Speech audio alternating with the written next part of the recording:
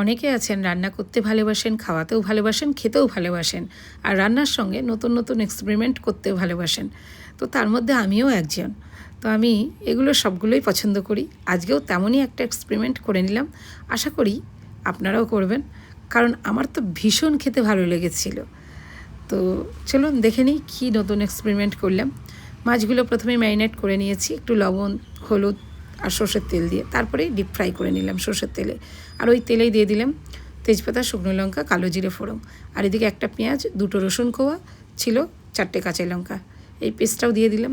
তারপরে দিলাম লবণ, হলুদ, 2 চামচ মতো জিরা পাউডার, আর দিয়ে দিলাম শুকনো লঙ্কা বলতে কাশ্মীরি লঙ্কা পাউডার। আর তারপরে মশলাটাকে ভালো করে কষিয়ে একটা টমেটো পেস্ট করে নিয়েছি সেটা, আর দিলাম 2 চামচ মতো আদা পেস্ট। এবার বেশ ভালো করে মশলাটাকে কষিয়ে নেব যতক্ষণ পর্যন্ত তেল ছাড়া না হচ্ছে। দেখাই যাচ্ছে তেল ছাড়া হয়ে গেছে। এবার ওই যে কুমড়োর পাতা, নতুন এক্সপেরিমেন্ট, এটাই হচ্ছে আজকে রান্নার সঙ্গে নতুন এক্সপেরিমেন্ট। কুমড়োর পাতাগুলো দেওয়ার পর জল দিয়ে 10 মিনিট মতো ঢেকে দেবো সিম আঁচে। আর 10 মিনিট পরে দেখুন পাতাগুলোও বয়েল হয়ে গেছে, আর এদিকে কালারটাও দুর্দান্ত এসেছে।